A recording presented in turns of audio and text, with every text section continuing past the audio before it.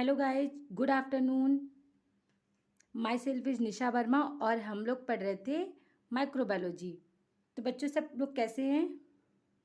कि सीरीज़ में आज ये चौथा लेक्चर है और आज हम लोग देखेंगे रिप्रोडक्शन इन बैक्टीरिया। ओके, तो चलो हम लोग वीडियो को स्टार्ट करते हैं। बच्चों ये देखिए, reproduction in bacteria. Reproduction in bacteria are three types in bacteria. First, vegetative. Second, asexual. Third, sort of sexual. और gene reshuffling और genetic recombination. Okay.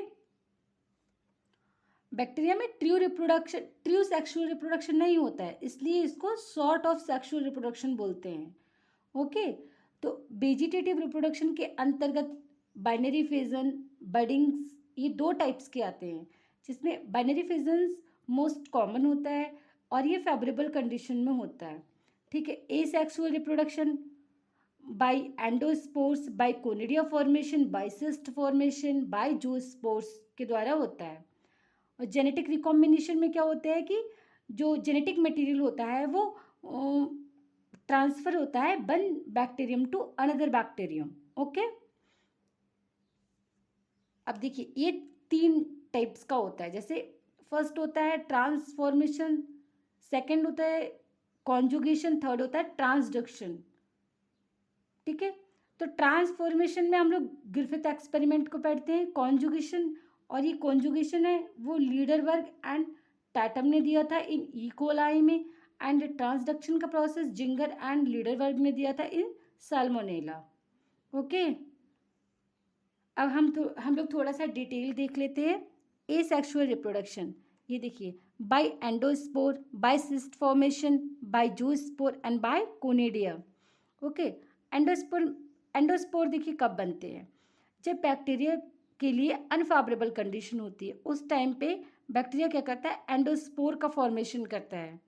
ठीक है, तो वही लिखा हुआ है ये सब. देखिए, during unfavourable condition rich in calcium dipicolinic acid. Okay, and highly resistant for heat and temperature. ये जो कैल्शियम डिपिकोलिनिक एसिड होता है वो एंडोस्पोर को हाईली रेजिस्टेंट बनाता है फ्रॉम हीट एंड टेम्परेचर से. ओके, ये देखिए यहाँ पे ये बैक्टीरियम है और ये एंडोस्पोर बना लिया है. तो एंडोस्पोर देखिए यहाँ पे कई लेयर्स होती हैं. ठीक है, तो ये देखिए ये आउटर वाली एक्जोस्पोर है और ये वाली है वो स्पोर कोट है, एंड इनर साइड में देखेंगे तो कॉर्टेक्स है, और बिल्कुल ये मिडिल में है, मतलब बिल्कुल इनसाइड कैल्शियम डिपिकोलिनिक एसिड्स प्रेजेंट होता है. ओके, अब देखिए दूसरा टाइप्स का आता है सिस्ट फॉर्मेशन. तो सिस्ट फॉर्मेशन कब होता है, ड्यूरिंग अनफेवरेबल कंडीशन. ये भी एंडोस्पोर की तरह अनफेवरेबल कंडीशन में ही बनता है. इसमें क्या होता है कि whole protoplast covered by multi layered structure known as cyst, जिसको हम सिस्ट बोलते हैं. एंड सिस्ट मोस्टली किस में पाया जाता है, इन बैसिलस बैक्टीरिया, क्लॉस्ट्रिडियम टिटेनी में पाया जाता है. ओके, थर्ड टाइप देखते हैं हम लोग जूस्पोर्स. तो zoospores is the only spores, it is motile forms. ठीक है, केवल जूस्पोर ही ऐसे होते हैं जो मोटाइल होते हैं. देखिए सिस्ट भी नॉन मोटाइल होता है, एंडोस्पोर भी नॉन मोटाइल होता है, बट ये मोटाइल होता है और ये transfer one place to another place. ठीक है, ये एक जगह से दूसरी जगह जा सकता है, जिसकी वजह से जिससे ये मोटाइल फॉर्म में बन जाता है. इसका एग्जाम्पल होता है राइजोबियम. अब देखिए, अब फोर्थ टाइप का आता है कोनिडिया. तो कोनिडिया फॉर्मेशन किस में होता है, इन फ्लामेंटस बैक्टीरिया. फ्लामेंटस बैक्टीरिया का एग्जाम्पल क्या है, एक्टिनोमाइसिटीज, जैसे फ्रैंकिया. इसमें क्या होता है, कोनिडिया फॉर्म्स होते हैं. ओके, अब हम लोग आगे बढ़ते हैं.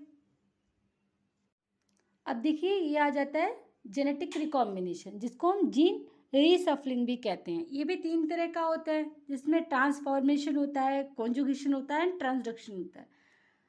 अब देखिए ट्रांसफॉर्मेशन में होता है क्या है, transformation is first proved bye Griffith. ठीक है, ये जो प्रोसेस था ट्रांसफॉर्मेशन का वो ग्रिफिथ के द्वारा सबसे पहले प्रूव करा गया था इन स्ट्रेप्टोकोकस निमोनी। ठीक है, एंड क्या होता है इसमें, ट्रांसफर ऑफ नेक्ड डीएनए और genetic material from one bacterium to another bacterium. ठीक है, क्या होता है कि एक बैक्टीरिया से दूसरे बैक्टीरिया में जेनेटिक मटेरियल का ट्रांसफर हो जाता है बाय द अननोन मैकेनिज्म। इसमें कोई मैकेनिज्म नोन नहीं होती है, अननोन मैकेनिज्म से एक बैक्टीरिया से जेनेटिक मटेरियल दूसरे बैक्टीरिया में ट्रांसफर हो जाता है, जिसको हम ट्रांसफॉर्मेशन कहते हैं। ठीक है, और ग्रिफिथ ने इसको प्रूव करा था फर्स्ट टाइम, और इन्होंने एक एक्सपेरिमेंट दिया था जिसको ग्रिफिथ एक्सपेरिमेंट के नाम से जाना जाता है। इसमें क्या होता है, देखिए ये दिया हुआ है, इसमें इन्होंने क्या करा था, दो चीज़ें ली थी, एक तो माइस लिया था, ठीक है, दूसरा इन्होंने बैक्टीरिया लिया था। ठीक है, और बैक्टीरिया कौन सा वाला लिया था, ये देखिए यहाँ पे, ये डिप्लोकोकस निमोनी अथवा स्ट्रेप्टोकोकस निमोनी, इन दोनों में से कोई भी एक इन्होंने लिया। ठीक है, अब इन्होंने क्या किया, बैक्टीरिया के दो स्ट्रेन्स को लिया, एक जिसको एक एस थर्ड बोला और दूसरे को आर सेकेंड बोला। ठीक है, एस थर्ड का मतलब होता है smooth, S for smooth, R for rough. ठीक है, एस फॉर स्मूथ।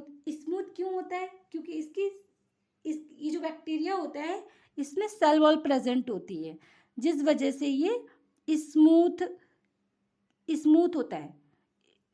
ओके, और ये होता है रफ, क्योंकि इसकी जो सरफेस होती है इस पर कोई सेल वॉल प्रेजेंट नहीं होती है, इस वजह से इसको हम रफ स्ट्रेन भी बोलते हैं। अब देखिए, जो ये एस स्ट्रेन होता है स्मूथ कॉलोनी, ये फॉर्म करता है smooth colony, and they have mucus coat and capsule.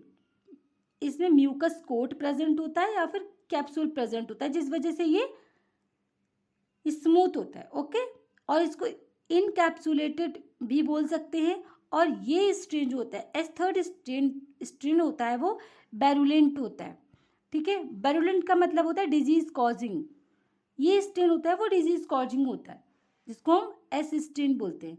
अब देखिए आर स्ट्रेन होता है, ठीक है, ये आर स्ट्रेन होता है वो रफ कॉलोनी फॉर्म करता है, एंड नो म्यूकस कोट, इसमें कोई भी म्यूकस कोट नहीं प्रेजेंट होता है, एंड नॉन कैप्सुलेटेड, और ये नॉन कैप्सुलेटेड होता है, एंड ए बैरुलेंट होता है।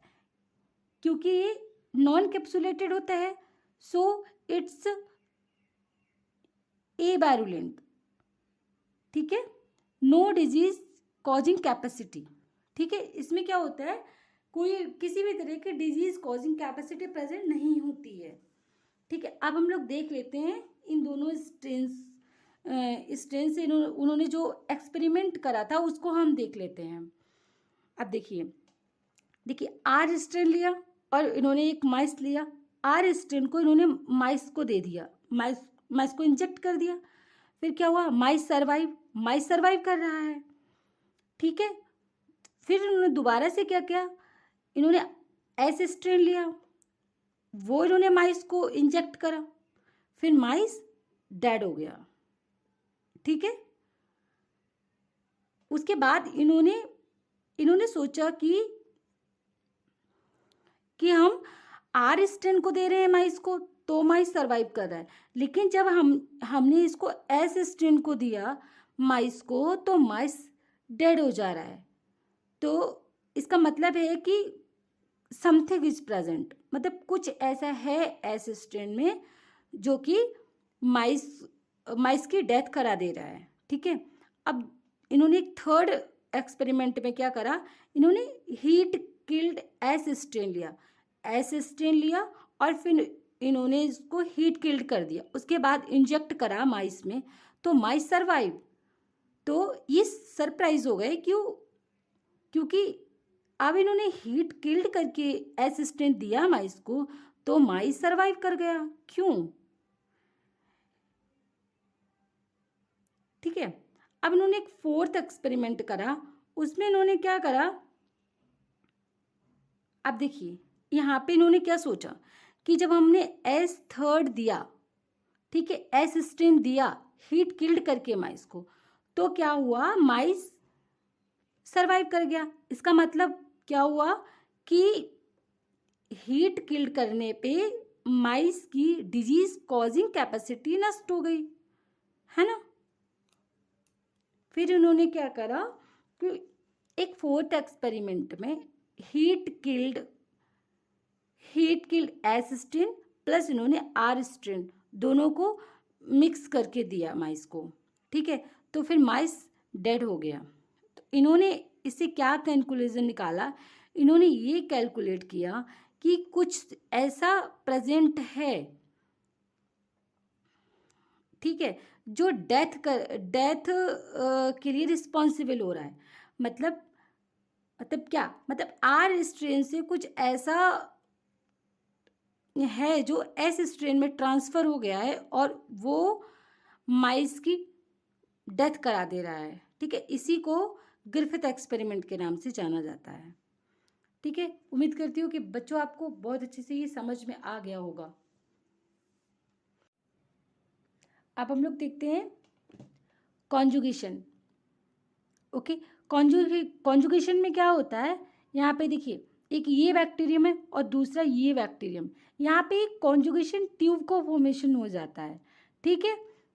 तो कॉन्जुगेशन ट्यूब का फॉर्मेशन होता है जिससे जेनेटिक मटेरियल एक बैक्टीरियम से दूसरे बैक्टीरियम तक पहुंच जाता है, ठीक है। और ये प्रोसेस डिस्कवर किसने करी थी, तो discovered by Lederberg and Tatum in E coli.